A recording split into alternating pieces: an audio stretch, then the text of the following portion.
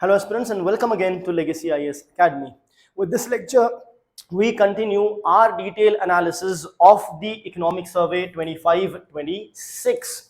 So we have so far completed 3 chapters. Let's move on to the 4th chapter. So as we have been doing, we'll take certain important terms and definitions which might be linked to this chapter but not necessarily present in this chapter. So we'll see that one definition, other things of course along with the chapter itself we will see it, but a definition that is linked to this but not expressly mentioned is the BOP crisis. We will see that. And then you have the external sector playing the long game, that is chapter 4, which we will look in detail. So let's get started first with the important terms and definitions. So here you have the concept of balance of payment crisis. Now, to understand the balance of payment crisis, which is also known as the BOP crisis, first we need to understand the concept of balance of payment. So balance of payment basically includes 2 other components, that is import and export. So what is import? When you are buying or purchasing any goods and services from another country, in that case you are importing. When you are selling your goods and services to another country, in that case you are exporting. So when you export anything, then you earn the dollars, or you can say the foreign exchange. Let's take for example the dollars. And when you import, you basically, when you are importing, you are going to spend the dollars, right? That means export gains you foreign exchange. For import you have to spend foreign exchange. If your export is greater than your import, that means you are going to gain more foreign exchange than the quantity of foreign exchange you spend. But if the export is less than import, then you are going to spend more than you earn, right? So when the exports are more than imports, you have a surplus. When the exports are less than the imports, in that situation you will have a deficit. Deficit means shortfall. So the balance of payment of a country can be in surplus or it can be in deficit. Now, if it is a surplus, there is absolutely no problem as such. If it is a deficit, then also there need not necessarily be a problem. Why? Because the country will have its forex, that is the foreign exchange, to cope up with such a situation. But there can be a situation wherein you have a deficit, right? That means you have to pay more. At the same time, you don't have a good amount of foreign exchange reserves with you. In that situation, the balance of payment deficit will get converted into the balance of payment crisis, which India had seen in 1960s, prominently in 1991 as well. To address that, we had to borrow money from the IMF. At that time, we had foreign exchange only equal to 2 weeks of our imports. So we went to IMF, borrowed the foreign exchange in order to address this situation. This is the concept of balance of payment crisis. Now let's move ahead quickly to the chapter in detail. So now we are talking about this first graph in this chapter, talks about again important concepts of near shoring and friend shoring. So what is this near shoring and friend shoring?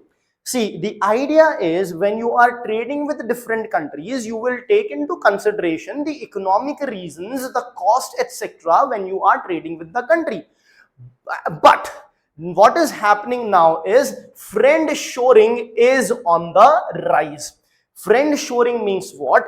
You are going to trade with the country not because of purely the economic benefits, but because of the fact that that country is your friend, or you are strategically aligned, or you are together with each other, as a result of which you are trading with each other, even though that might not be the right economic decision as such. That is known as friend shoring. importing and exporting or trading with the countries which are friendly to you and to whom you are friendly. So as you can see, this friend shoring trend, which was in negative, has increased and reached a peak somewhere here in Q4 of 2023, and it slightly draw down, but again there is a slight increase. So there is a very high degree of friend shoring that we can see. The other example is near shoring. This to an extent makes economic sense also. Near shoring means you are going to trade more with the countries that are near to you. Of course, it helps in the logistics, cost efficiency, so on and so forth. So that near shoring concept has been increasingly less and less. Why it's less and less? Because you are giving more prominence to the friend shoring concept that is there. So these two terms are quite important. Then you have the third, that is trade concentration. So trade concentration became very high over here, which has subsequently declined. But two concepts of friend shoring and near shoring is very important. UPSC can directly ask you which of the following best describes friend shoring. So remember, friend shoring is nothing but when you are trading with the other country just because you are in friendly terms with each other or your strategic positions align with each other, and you do not consider economy as the prominent or economic reason as the prominent reason, rather the mutual friendship that you have. That is friend shoring. Let's move ahead. Now this gives us the growth in trade volume. Now do not get confused or go into too much of detail of the numbers. No, that should not be the case, but I have still included this so that we understand what is the situation of the advanced economies and the emerging market developing economies with respect to the imports and exports. So if you look at the imports and exports, so this is the advanced economies exports year on year growth. So their growth from 1.8 increased to 2.1, then it was 1.7. So there is no consistently, it's not consistently increasing. However, it's on the positive side. If you talk about the imports, their imports increase was quite high, which again has gone down. But now let's come to the emerging market and developing economies. There, if you look at their imports year on year growth is higher than the imports of the advanced economies. This is one thing you should remember. Second thing is, if you look at their exports are also higher than the advanced economies. However, in 2026 it has gone down. You can see that in 2026 the imports of the advanced economies have considerably gone down, and corresponding decrease in the exports of the emerging market and developing economies has also gone down. So the emerging markets exports are going down because the advanced economies are importing less and less. How are they doing that? By imposing tariffs. For example, USA's tariff on China, USA's tariff on India. Because of the tariff, our goods becomes costlier in USA. Their people are going to demand less of our goods, and as a result of which our exports are going to go down. So even though the year-on-year growth of the emerging market export is higher than that of the advanced economies, but there has been a considerable decline in the emerging market economies exports and a considerable decline in the advanced economies imports. This relation is what you have to remember. Let's move ahead. Now this talks about India's total merchandise and service trade. Merchandise and service means goods and services trade combined is what it talks about. This is the total exports and total imports. The difference between the two will give you the trade balance or the balance of payment. So you have here the exports. If you talk about exports, saw a decline, then a rise, it kept on increasing. But yes, so this is the present situation of our exports. If you look at the imports also correspondingly decline and correspondingly increased, and slight decline, then further increase. Present situation is quite important. So presently our imports are higher than our exports. Now since our imports are higher than our exports, our balance of payment is in negative, or you can say the trade balance is in negative. Since the trade balance is in negative, we are having a deficit. What is important for us to understand is that this is in deficit presently. The exact numbers, I repeat, are not important. The trend in the present situation is what is important. Next is India's service trade performance. India's service sector is actually doing well. It's the goods sector which leads to a huge amount of deficit. So let's look at the performance of the service sector. In green you have the imports and in blue you have the exports. So you can see the imports are on the lower side whereas the exports are on the higher side, as a result of which if you talk about the trade balance, it will be in positive. Positive means that there is a surplus. So if you look at from financial year 20 up to till now, you have a surplus when it comes to the trade in the services, but the trade in goods is negative, and the trade in goods has a higher negative than the positive in the trade in services, as a result of which the net impact is what? The net impact is a negative overall trade balance. That means a deficit. Let's move ahead. Next is India's current account balance. So generally in your books it is written current account deficit is directly mentioned, current account balance is not, but current account deficit is simply saying that current account balance is in negative, which is nothing but current account deficit. Current account surplus will be when the current account balance is in positive. So let's look at the current account balance. This is the net, and they are directly taking the net. So net of the merchandise. So if you look at the net of the merchandise, it is in negative only. So merchandise is in negative, as I said. If you talk about the net in services, the net in services is in positive, right? Now, because of this, there will be a current account balance we have to calculate. So if you look at the current account balance, it has majorly been in negative. That means this current account balance has been a current account deficit. But if you look at the trend of the last 10 years, there was a time when the current account also went into surplus. Very important to remember, and that was this particular point wherein current account was in surplus. Why in surplus? Because the net in services along with the comparing it with the net in merchandise is higher, as a result of which slight positive is there. So that is why it's a surplus.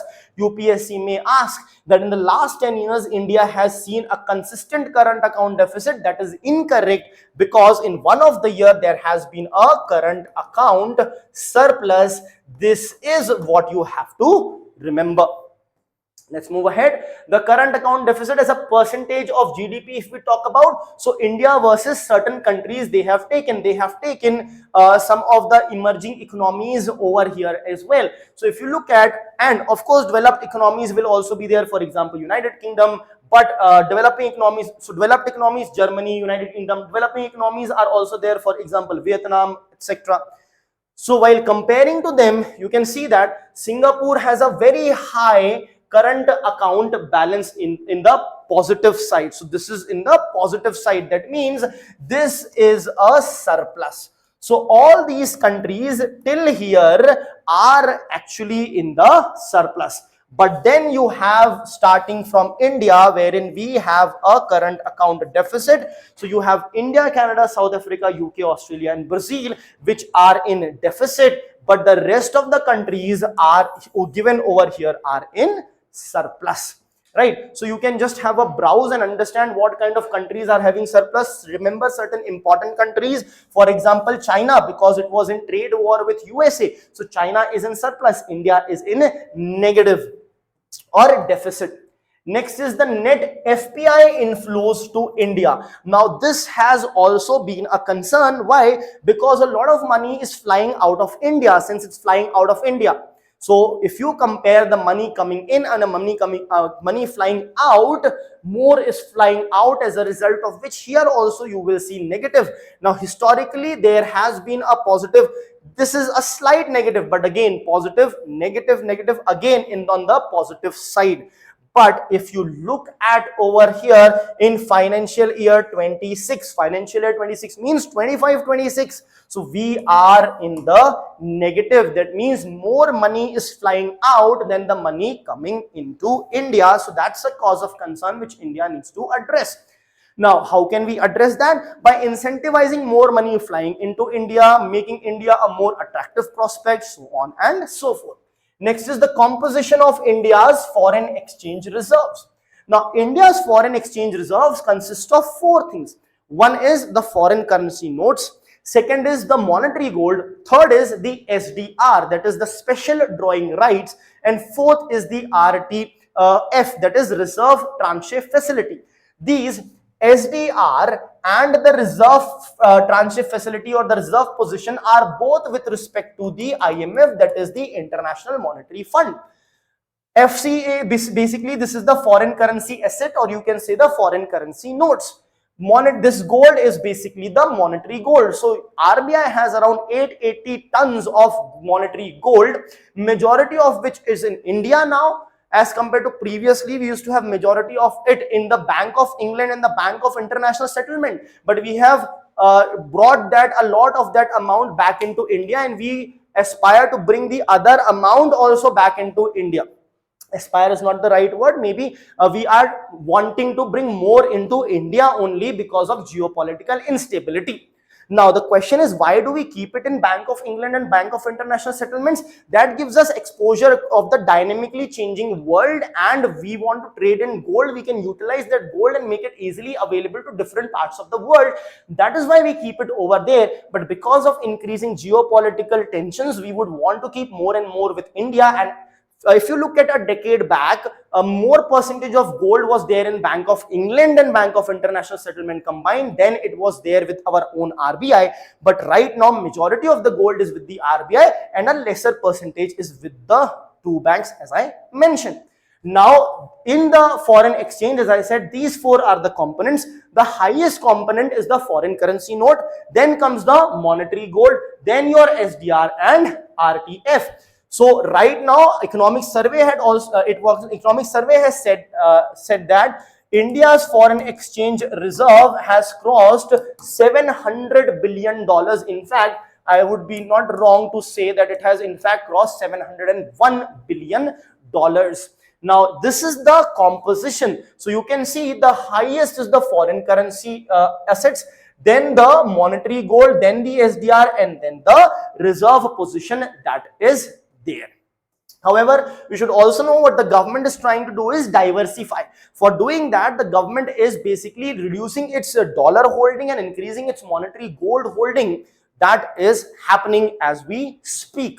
Moving ahead, exchange rate movements in relation to the current account balance and net FDI.